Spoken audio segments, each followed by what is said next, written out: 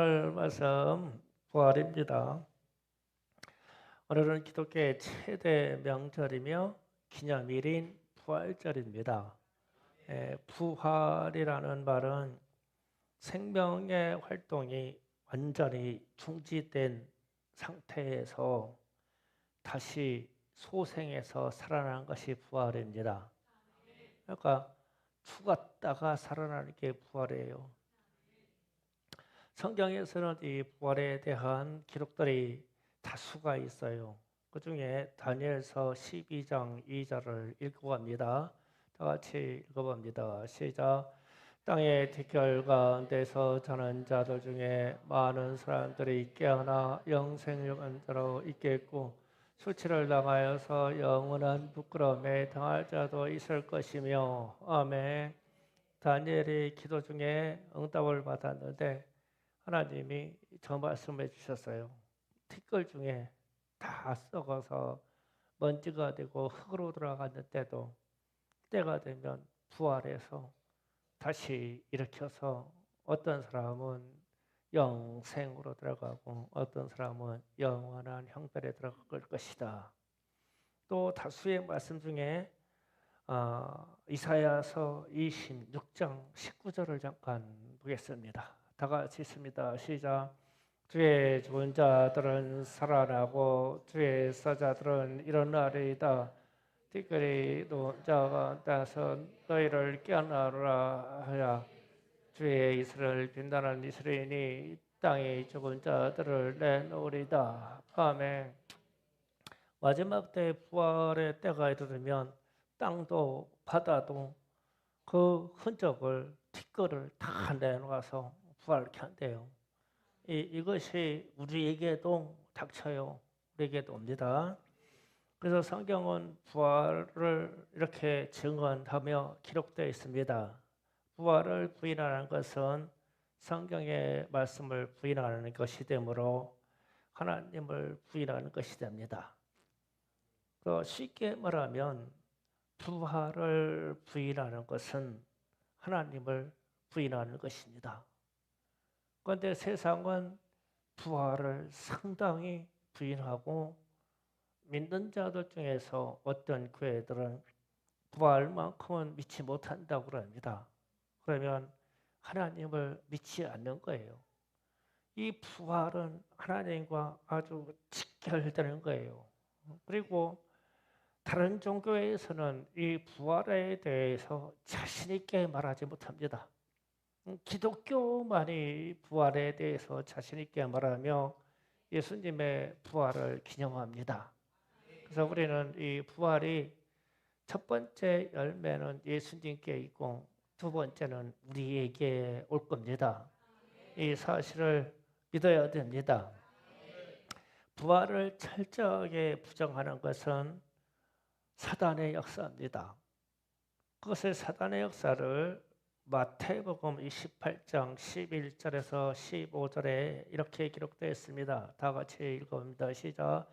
여자들이 갈 때에 경비 중 몇이 성에 들어가 이를 제사장들에게 알리니 그들이 장로들과 함께 모여 일어나고 군인들에게 돈을 많이 주며 이르되 너희는 말하기를 그의 제자들이 밤에 와서 우리가 잘 때에 그 도둑질하였다 갔다 하라.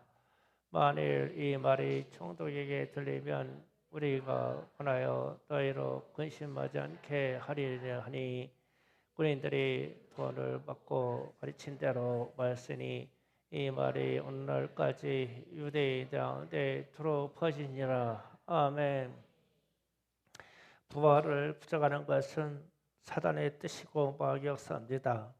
그러면 마태복음 28장에서 제사장들이 장로들이 군인들에게 많은 돈을 주면서 예수의 시체를 훔쳐갔다 하라 이렇게 증언을 하고 그의 입에 말을 넣어줍니다. 예수님의 부활을 왜 그토록 숨기고 싶어 했을까요? 이 질문을 합니다. 예수님의 부활은 하나님의 말씀이며 하나님의 뜻인데 이것을 부인하게 하는 것은 사단의 역사이고 부활만은 못 믿겠다고 하는 것은 하나님을 못 믿겠다는 뜻이기 됩니다. 그래서 그때 당시 대제사장들과 장로들은 부활을 믿지 아니하므로 하나님을 믿지 아니하는 큰 실수를 저지르는 거예요. 그래서 이것을 성경에 거짓말로 기록합니다. 거짓말은 사단이고 마귀의 역사이기 때문에 거짓의 어미는 마귀다. 거짓말하는 것은 마귀의 역사입니다. 예수님의 부활은 역사적인 사실이며 주님은 지금도 살아계셔서 우리의 기도를 들으시고 역사를 주관하시고 약속대로 다시 오셔서 산 자나 죽은 자나 심판하실 것입니다. 그 산 자나 죽은 자를 심판한다는 것은 산 자는 생명의 부활로 영생에 들어갈 것이고 죽은 자는 영벌의 세계 불못 즉 두 번째 사망에 들어가서 영원토록 고통받는 자리로 들어가게 될 것입니다. 이게 부활의 역사입니다. 이번 충성교회 부활절은 좀 특별한 의미가 있어요. 오늘 우리 특성을 드리는 팀들도 보니까 중고등부도 참 멋있고 오케스트라도 참 멋있고 창골교회 이 자그마한 교회에서 이렇게 하나님을 찬송할 수 있을까 하면서 마음에 만감이 좋은 쪽으로 그렇게 역사를 해요. 너무 좋았어요. 그리고 제가 금요일 말씀에 이어 말씀의 부활의 말씀이 능력으로 선포되기를 원합니다. 부활은 실제 우리가 소유할 것이며 우리 생활 중에 나타나야 되는 현상입니다. 우리가 좀 생각해 볼 게 있어요. 더러움을 씻는다 할 때 저 쉽게 말하면 우리의 손발을 씻으면 그 물은 씻은 물은 어떻게 하나요? 버리죠. 씻은 물을 보관하는 사람 없어요. 그냥 사정없이 엎어서 버려요. 왜냐하면 내 더러운 것을 씻어서 저쪽으로 갔다고 생각하기 때문에 제가 왜 이 씻는 것을 여러분에게 제시하자면 말을 좀 지금부터 잘 들어야 돼요. 영적인 세계에도요. 우리의 죄를 예수의 피로 씻으면 대속되었어요. 그러면 죄의 결과도 죄의 값도 깨트려졌어요. 전가됐어요. 그러면 죄의 결과가 전가된 저것을 쏟아 버리면 돼요. 버려야 돼요. 그런데 우리는 이 씻은 물을 내 죄를 씻겨진 이 흔적을 보관하는 것 같아요. 그래서 우리의 죄된 문제나 우리에게 있는 더러움이나 우리에 있는 질병을 다시 도로 가져와 가지고 다시 보관해요. 분명히 부활의 흔적으로 우리 주님의 이름으로 이게 무너졌다고 아주 치워버렸다고 선포되는데도 불구하고 우리는 이 더러움을 다시 가져와서 여러분의 심령 속에 혹은 여러분의 장롱 속에 여러분의 집에 잘 보관하는 것 같아요. 그 더러운 물을. 왜 이 이야기를 던지자면 예수를 믿고 나면 우리는 새로운 피조물이라고 말해요.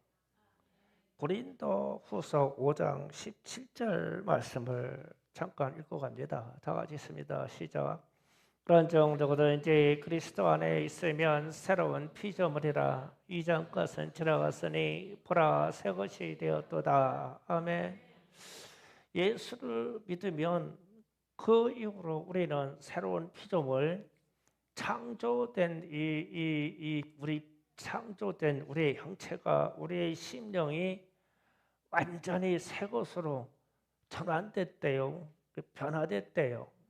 그런데 우리는 예수를 믿고 이 전환되는 게 참 더디거나 혹은 옛 생활로 옛 것으로 잘 돌아가요. 그래서 제가 씻은 물을 아주 잘 보관하는 것 같아요. 보관했다가 다시 그물에다 씻어가지고 더러움을 다시 묻어놓은 것 같아요. 예, 확실히 버리지를 못해요. 그래서 제가 손발 씻은 물을 어떻게 처리합니까? 라고 묻는 거예요. 사정없이 엎어버려요. 그러면은 우리의 허물과 우리의 죄된 그런 흔적들을 사정없이 엎어버리면 돼요. 그거를 보관하려고 꼭 다시 가져오려고 없어요. 그게 예수 믿는 사람의 능력이고 부활의 능력이에요. 예수님의 부활을 이론적으로 설명할 수가 없어요. 온몸이 찢기고 못 박히고 마지막 피와 마지막 물까지 다 쏟으셔서 3일 동안 무덤 속에 있었어요. 그러면 무덤 속에서 그렇게 매맞고 찢기고 문드러진 육체가 무덤 속에 들어갔으면 상당히 부패도 됐을 거예요. 부패도 되고 상하고, 그런데 3일째 되는 새벽에 그냥 살아나셨어요. 이게 부활입니다. 이것은 이론으로 설명할 수가 없어요. 하나님의 말씀이 이 죽은 자가 티끌이 된 자도 썩은 자도 부활한다 하니까 말씀의 능력으로 부활하는 것뿐이에요. 우리는 그 사실을 믿는 겁니다. 그래서 오늘 말씀 고린도전서 15장 55절에 이런 말씀을 던집니다. 다 같이 읽어봅니다. 사망아 너의 승리는 어디 있느냐? 사망아 내가 쏘는 것이 어디 있느냐? 아멘. 지금 사망이라는 걸 불렀어요. 그러니까 사망아 내가 어디 있느냐? 그러니까 예수님이 부활하셨어요. 그럼 사망이 어디 있느냐? 그럼 사망이 깨트려졌어요. 그냥 깨져버린 거예요. 그냥 예수님이 사망을 밟고 이겨버리셨어요. 이겨버린 거예요. 그러면 다시 말하면 제가 금요일날 전하는 말씀식으로 하면 사망을 예수님이 치워버렸어요. 치워버리고 그분이 살아나셨어요. 이게 부활이에요. 그러면 이거는 이론적으로 이렇다 저렇다 설명해서 되는 게 아니라 하나님의 말씀이 부활하겠다 하였으니 부활하는 거예요. 이게 우리에게 믿음의 역사로 들어가야 돼요. 부활은 이렇게 단순해야 됩니다. 그래서 사망이 어디 있느냐? 그러면 사망은 사라졌어요. 예수님 앞에서. 그런데 우리에게 또 이것이 온다고 약속이 되어 있는 거예요. 우리는 이 약속을 믿으면 돼요. 우리도 부활합니다.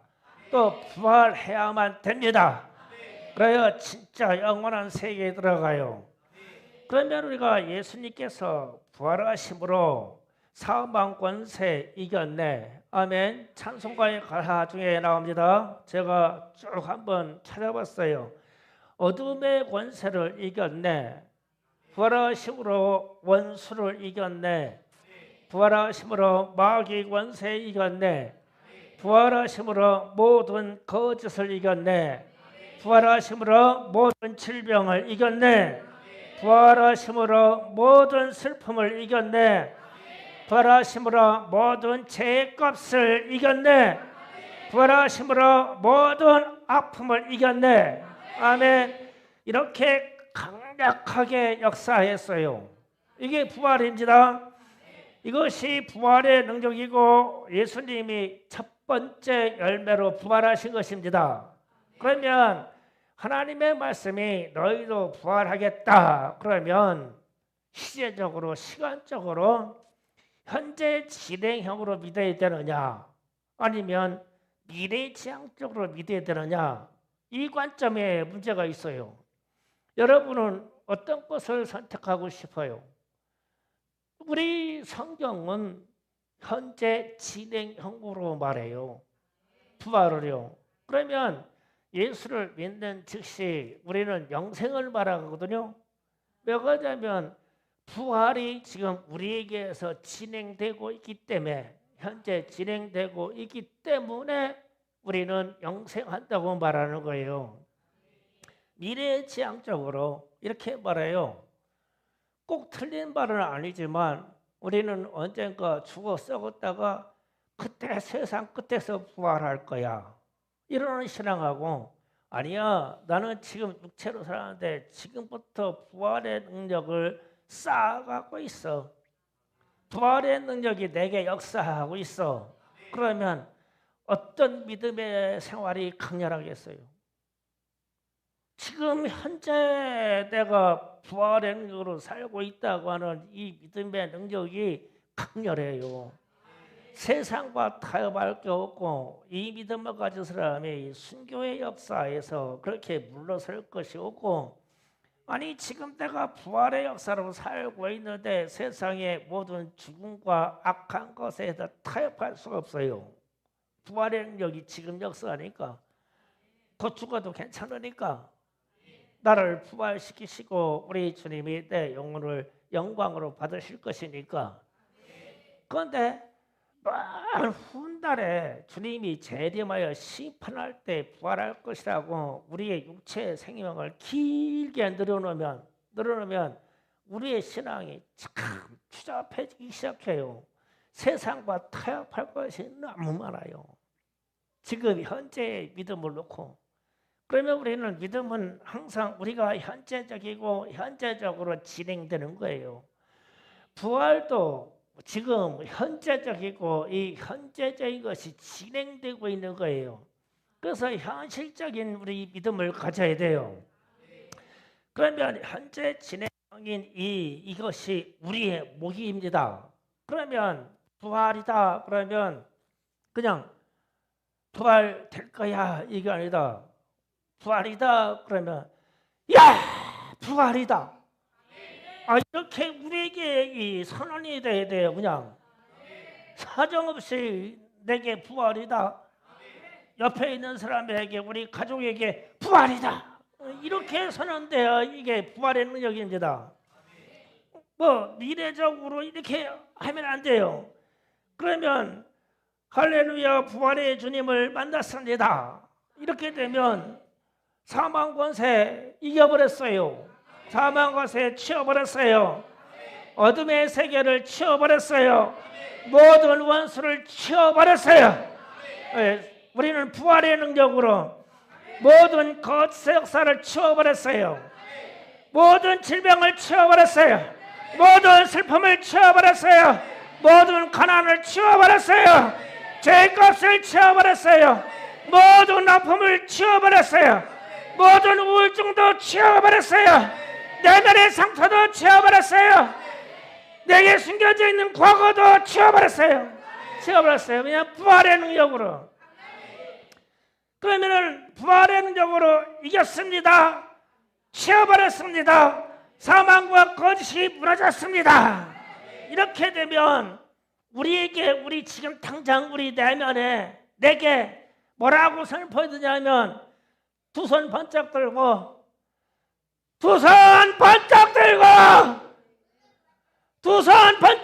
안 들은 사람 있어. 빨리 들어. 마음 급하다.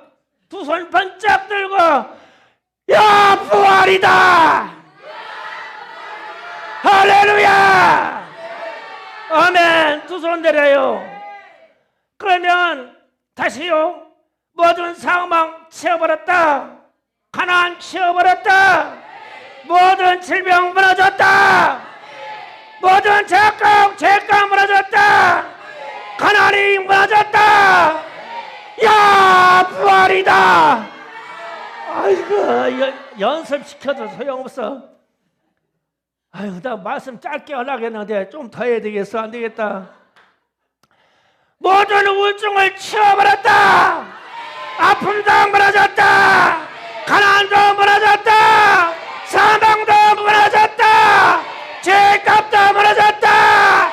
원수도 무너졌다. 야 부활이다. 할렐루야.